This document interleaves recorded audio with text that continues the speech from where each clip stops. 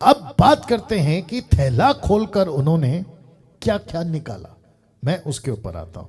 तो सबसे पहला सोना, गोल्ड, इसके ऊपर आता हूं। और मैं देखूंगा कि टाइम पे मैं खत्म कर चुका, इसलिए मैंने शुरू में कहा बहुत मसाला। और मैं आपको डंकी की चोट पे बोलता हूं कि जो एंगल या जो मसाला प्रभु के वचन का आपके बीच में रख रहा हूं, शायद ही आपने कभी सुना होगा, ठीक है ना। तो बहुत मेहनत करिए, इसको खूब लीजिएगा, ठीक है ना। 1500 लोग अभी जुड़ गए हैं, मैं आप सभी का वेलकम करता हूं, ठीक है ना।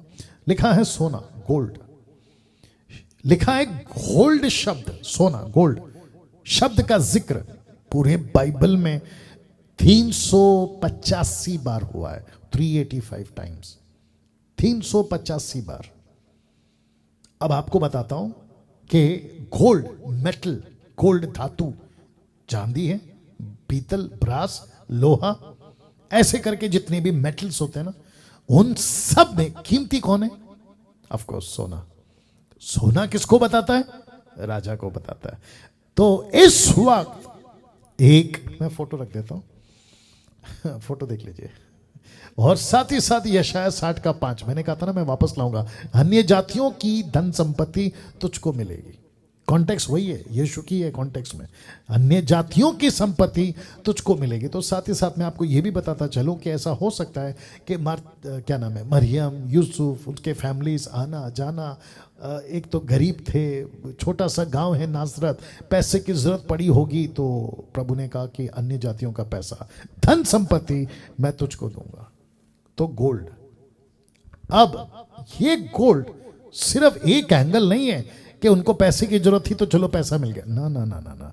इसका असली मकसद याद रखो, ये ज्योतिष है, ओके। इनको सब पता था, स्टडी करके पहुंचे, तो इनको पता था जो ज्योतिष थे उसमें से एक बंदा आता है, एक ज्योतिषी आता है, जो भी आप बोल लो, आता है और उसको देता है गोल्ड।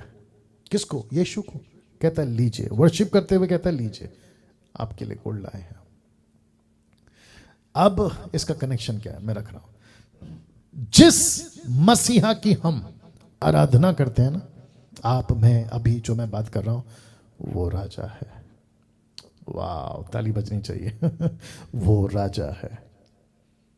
जिस यीशु की अभी मैं प्रचार कर रहा हूं, जिस यीशु का प्रचार अभी आप सुन रहे हैं, जिसको पूरे आज के दिन पूरी दुनिया में आराधना, प्रार्थना जो भी की होगी, वो राजा है। किसने कहा? ज्योतिषों ने कहा ये राजा है। भेंट क्या लाया? सोना। क्या दर्शाता है? सब कुछ अपोक्लिप्टिक, सब कुछ दृष्टांत है, सब कुछ चिन्ह के रूप में। इस लैंग्वेज में आपको बाइबल पढ़ना है, इस तरीके से आपको बाइबल पढ़ना है। तो ज्योतिष कहते हैं ये बच्चा नहीं है, ये दरअसल राजा है। कैसे पास्टर डैनियल? हाउ? तो लिखा है पूरे नए नियम में कम से कम 70 बार kingdom of heaven, kingdom of heaven, kingdom of heaven आपको सुनने मिलेगा, और 32 बार kingdom of God, kingdom of God आपको सुनने मिलेगा। 70 और 30 कितना हो गया साहब? कम से कम 100 बार। आपको 100 बार से भी ज्यादा बोल लीजिए, आपको kingdom, kingdom, kingdom of heaven, kingdom of God. तो यीशु जब यरूशलेम पहुंचे तो उनके लिए नारे क्या लगे, आप ये फोटो देखकर अंदाजा लगा सकते हैं। नारे क्या लगे, मैं रख रहा हूं। मरकुस की किताब उसका 11 का 10 माफ करें, मार्क चैप्टर 11 वर्स 10 लिखा है, हमारे पिता दाऊद का राज्य जो आ रहा है, धन्य है आकाश में होसन्ना, आकाश में होशन्ना, होसन्ना। ठीक है ना। ये क्या है? ये सब ऐसे ही हो रहा है? नहीं, सब कुछ अपॉइंटेड है, सब कुछ प्लान्ड है, सब कुछ टोटल फ्रेम किया हुआ है, डिजाइन किया हुआ है बाय गॉड हिमसेल्फ। तो यीशु का इस तरीके से गधी के बच्चे पे बैठ के जाना इत्तेफाक था, मजाक था, यूं ही था। घोड़े नहीं थे, ऊंट नहीं था, गधी के बच्चे पे क्यों? तो इसका भी ओल्ड टेस्टमेंट से मैं आपको कनेक्शन दे रहा हूं, और वहां के लोगों को पता था, वहां के जो लोग थे ना समझदार, उनको पता था कि हमारा राजा आ रहा है। क्यों? क्योंकि यिर्मयाह की किताब उसका 9 का 9 कहता है, हे सियोन बहुत ही मगन हो, हे यरूशलेम जय जयकार कर, क्योंकि तेरा राजा तेरे पास आ गया है। वह धर्मी और उद्धार पाया हुआ है, वह दीन है, वह गधे पर वर्ण गधी के बच्चे पर चढ़ा हुआ आएगा। तो यीशु कैसे आ रहा है यिर्मयाह की किताब के साथ, या जकरिया 9:9 के हिसाब से, the book of Zechariah chapter 9 verse 9 के हिसाब से गधी के बच्चे पे बैठ के आ रहा है। यह प्रोफेसी थी, कब पूरी हुई? यीशु के टाइम पे।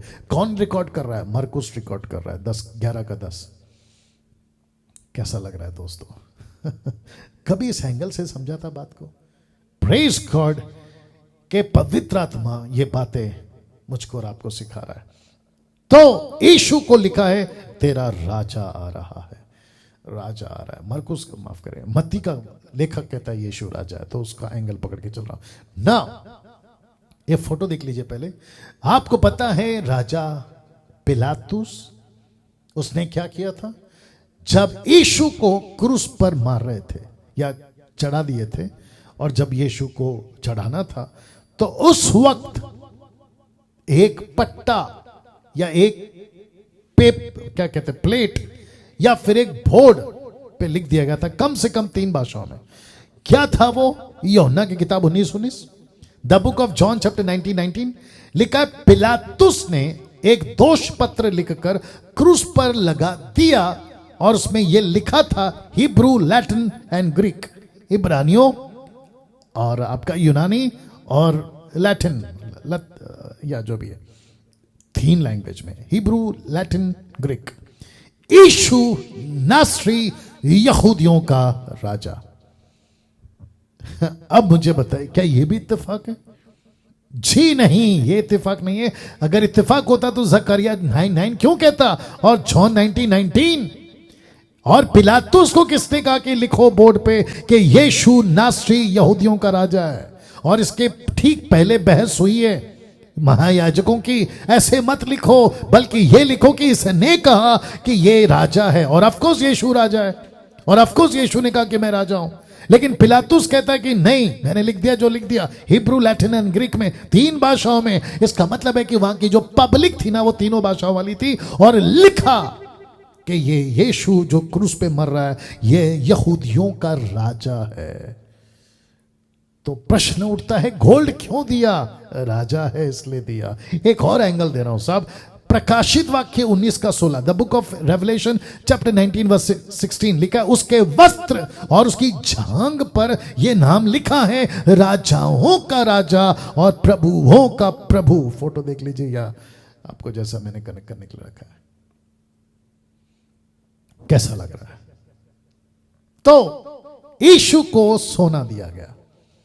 अब मुझे बताइए, जो उल्टा सीधा वीडियो बनाते हैं ना अलग टाइप के लोग, कि यीशु को हम कैसे राजा बोलते हैं, यीशु को हम कैसे गॉड बोलते हैं, अभी तो मैं आऊंगा आगे, यीशु को हम कैसे कहें कि यही मसीह है।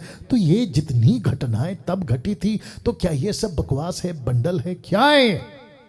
एक एक लाइन में सत्य है, सच्चाई है। इस तरीके से आज आपको और मुझे अपने मसीहा को पेश करना है, और मुझे बेहद खुशी है कि मैं इस युग में आपको ये टीचिंग दे पा रहा हूं और आपके बीच में रख पा रहा हूं, जितने भी हिंदी समाज के लोग हैं। इसलिए फिर कहता हूं, खूब शेयर करिए, खूब शेयर करिएगा। दूसरा तोहफा थैले से जो निकला, दूसरा तोहफा, और वो था लोबान, इसको हम ठीक नहीं कर पाए, या लोबान, फ्रैंकिनसेंस, लोबान। बहुत सारी बातें कर सकते थे, बट मेरे को जो इंपॉर्टेंट था वो मैंने रखा। तो लिखा है वाइस मैन में से एक ने। वाइस मैन क्यों ज्योतिष लिखना चाहिए था? माज़ाय, जो कि ग्रीक वर्ड से जो इंग्लिश ट्रांसलेशन आया माज़ाय, MAGI, माज़ाय। वाइस मैन क्यों लिखा इंग्लिश में? क्योंकि ये समझदार थे, वाइस थे, बुद्धिमान थे। तो उसमें से एक ने यीशु को लोबान दिया। अब प्रश्न उठता है, लोबान क्यों? ये बच्चा लोबान क्या करेगा? लोबान का क्या करेगा? तो जिस ज्योतिष ने, जिसको इंग्लिश में वाइस मैन लिखा है, उसमें से एक, आप ये फोटो देख लीजिए, उसमें से एक जिसने लोबान दिया, क्योंकि ये खुद भी अपने अपने देश में याजक थे जो लोबान का काम करते थे, और पवित्र आत्मा ने सही अगुवाई की कि ये बच्चा वाकई में लोबान के योग्य है, फ्रैंकिनसेंस के योग्य है। क्यों रख रहा हूं लोबान इजरायलियों के लिए एक याजक पद की सेविकाई को दर्शाता है। ये लोबान, तो यीशु के बारे में बहुत कुछ लिखा है, मैं अभी एक एक करके आ रहा हूं। इजरायलियों के लिए एक याजक पद के सेविकाई को दर्शाता है, और क्योंकि ये खुद भी अपने अपने सोसाइटी, समाज, धर्म में ये प्रीस्ट थे, याजक थे, तो इनको पता चला कि ये जो बच्चा है ना, ये राजा के साथ साथ एक ऐसी सेविकाई करेगा जिसको कहते हैं याजक की सेविकाई। अब आपको बता देता हूं कि लोबान याजक क्यों यूज करते थे और क्या वो यूज करते थे। तो लेविटिक्स चैप्टर 2 वर्स 1, लेवी व्यवस्था 2:1 लिखा है, जब कोई यहोवा के लिए अनबलि का चढ़ावा चढ़ाने चाहे तो वो मैदा चढ़ाए और उस पर तेल डालकर, शब्द पे ध्यान दीजिए, उसके ऊपर लोबान रखे। क्यों पता है? जब वो गर्म होता है लोबान, तो उसकी खुशबू ऊपर जाती है और परमेश्वर उस खुशबू को लेता है, कहता है वाह, याजकों ने अच्छा काम किया, याजक ने अच्छा काम किया, मैं खुश हो गया।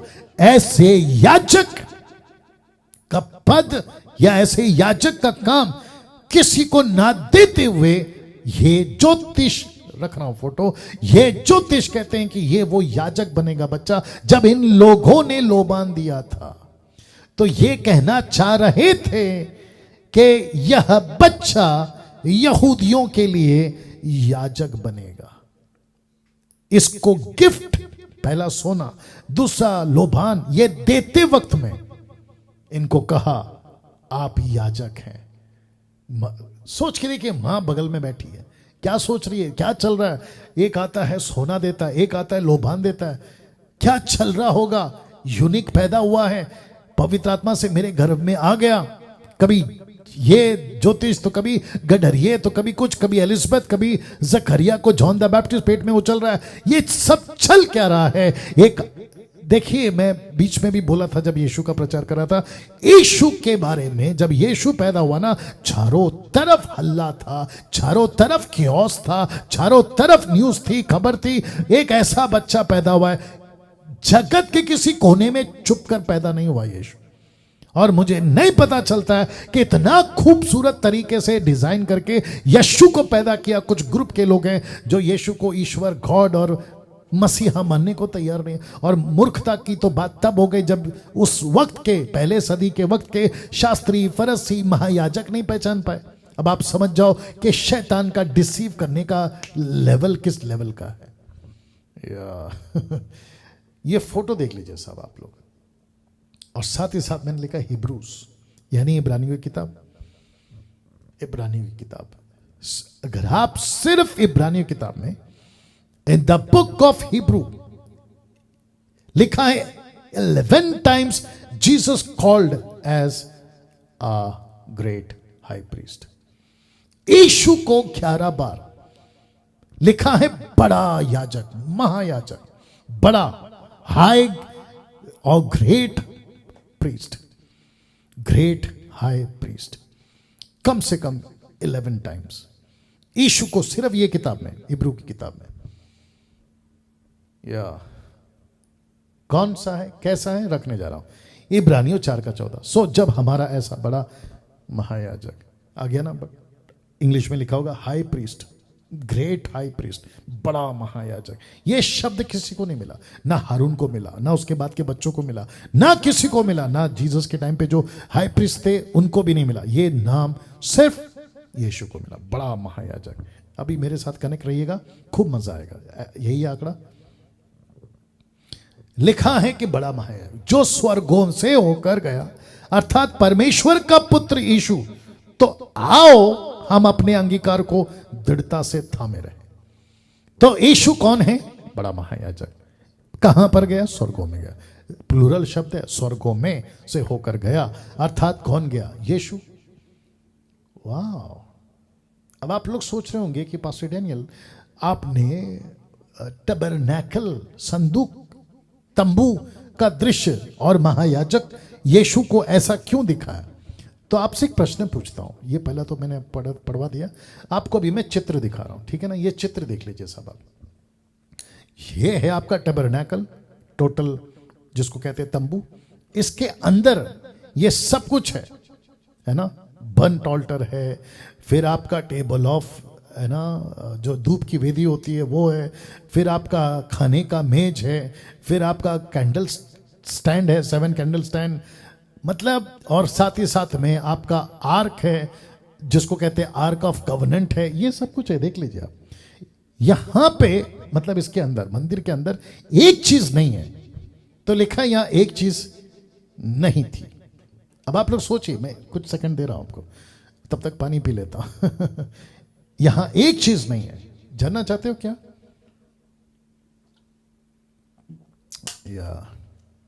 यहां एक चीज नहीं है।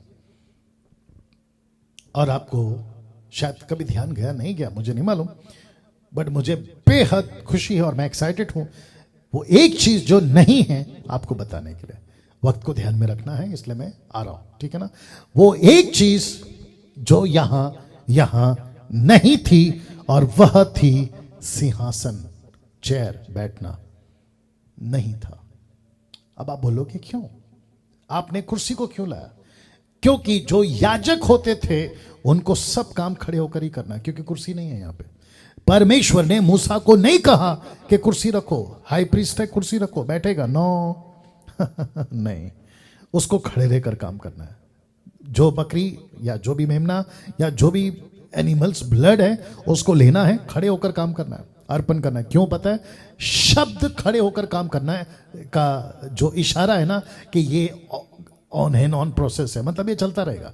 लेकिन जैसे ही, come on get ready now, जैसे ही परफेक्ट ब्लड ऑफ जीसस, सिद्ध लहू यीशु का महायाजक जिस दिन मिल गया, जिसको कहते हैं बड़ा महायाजक, तो लिखा है तब, फोटो देख लीजिएगा, पिता के दाहिने हाथ, मरकुस 16:19, निधान प्रभु यीशु उनसे बातें करने के बाद स्वर्ग पर उठा लिया गया, जिसको कहते हैं कि स्वर्ग का टैबरनैकल, तंबू, और लिखा है परमेश्वर की दाहिनी ओर बैठ गया।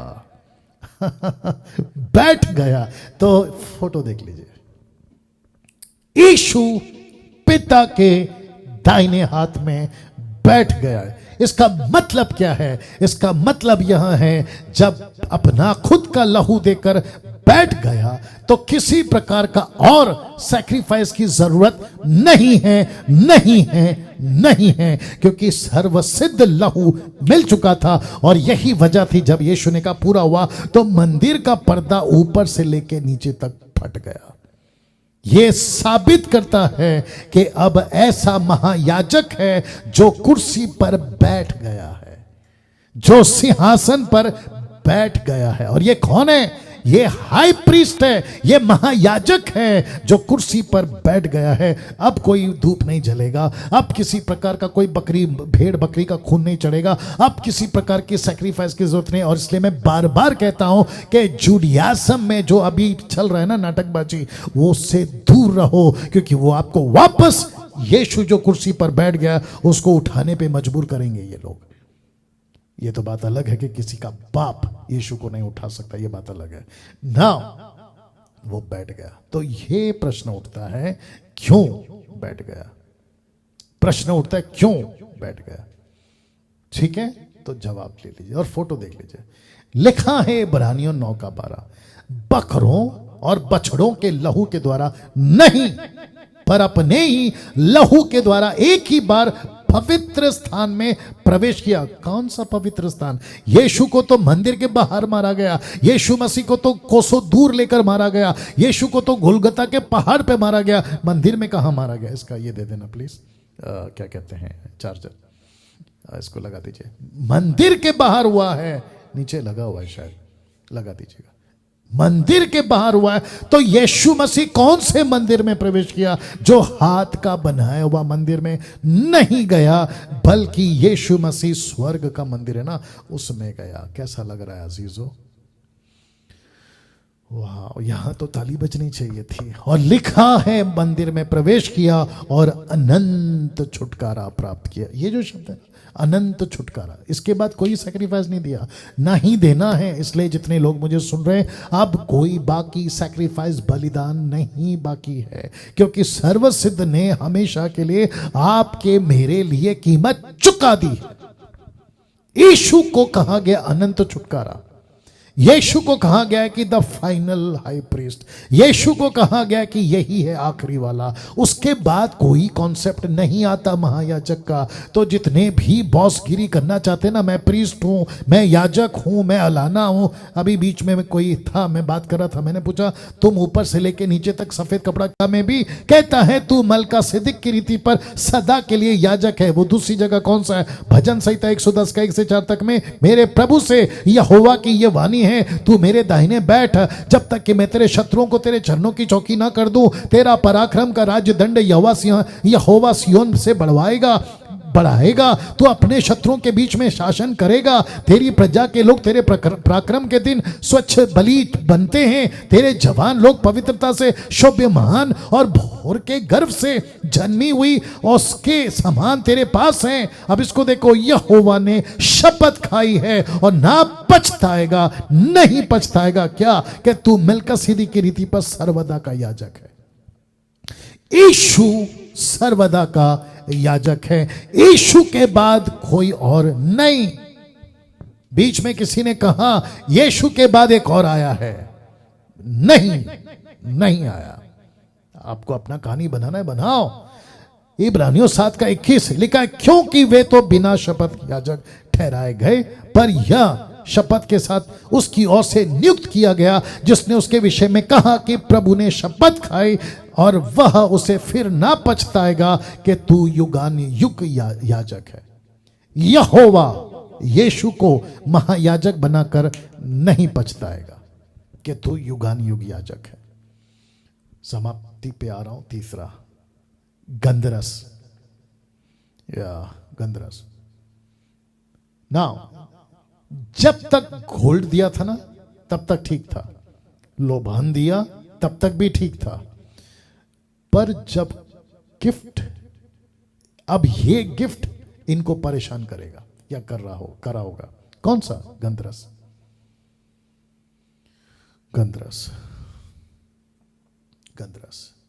एक ऐसा धातु, एक ऐसी चीज जो संकेत करती है, इंडिकेट करती है किसी पार्थिव शरीर को, उसके बॉडी पे अगर गंधरस लगाते हैं तो वो कई दिनों तक फ्रेश रहती है। और यीशु को उस वक्त जब मारा गया था और यीशु मर गए थे तो गंधरस का इस्तेमाल हुआ था। कैसे? ये लीजिए, यूहन्ना 19 का 39-40, the book of John chapter 19 verse 39-40। Nicodemus भी, याद है ना निकोदेमुस भी जो पहले यीशु के पास रात को गया था, लिखा है 50 सेर के लगभग मिला हुआ गंधरस। इसलिए मैंने उसको स्पॉट किया और अलावा ले आया और उन्होंने यीशु की लोथ यानी डेड बॉडी को लिया और यहूदियों की गाड़ने की रीति के अनुसार उसे सुगंध द्रव्य के साथ कफन में लपेटा। तो इसका मतलब है कि यीशु को जब बच्चे के रूप में ये वाइस मैन लोगों ने, ज्योतिषों ने देखा तो कहा ये राजा है। दूसरा आता है कहता है यस ये याजक है। तीसरा आता है कहते हैं यस ये वो याजक और ये वो राजा है जो पूरे मानव जाति के लिए मर जाएगा। और इसका मरना, प्रकाशित वाक्य 13:8, पृथ्वी के वे सब रहने वाले जिनके नाम इस मेमने की जीवन की पुस्तक में नहीं लिखे गए, जो जगत की उत्पत्ति के समय से घात हुआ है। तो यीशु कब क्रूस पे मरा? 2000 साल पहले नहीं। अब ये जो ग्रुप है ना जो उल्टा सीधा वीडियो बनाते हैं, तो उनके नॉलेज के लिए भी बता दूं कि तुम ये कहते हो कि यीशु 2000 साल पहले मरा, लेकिन यीशु मसीह तो उत्पत्ति नहीं हुई थी, दुनिया का फाउंडेशन नहीं हुआ था, कोई भी कुछ नहीं बना था, सूरज चांद तारे जानवर पेड़ पौधे कुछ नहीं, यीशु तभी मर गया था। वाह जगत की उत्पत्ति के समय से घात हुआ था। तो तीनों गिफ्ट क्या बताता है? सोना राजा को दर्शाता है, लोबान महायाजक को दर्शाता है, गंधरस मृत्यु को दर्शाता है। अब आप सोच के देखिए, क्या ये इत्तेफाक है? क्या ये मजाक है? क्या ये यूं ही हो रहा है? इसके आने से पहले प्रोफेसी हुई है, प्रोफेसी भविष्यवाणियां 600 साल 700 साल क्या करती है। सो ये सच्चा है, आपका बाइबल सच्चा है, आपका यीशु सच्चा जिसके पीछे आप चल रहे हैं। राजा है, महायाजक है, और ये राजा महायाजक ऐसा है जो मानव जाति के लिए मर जाएगा। अब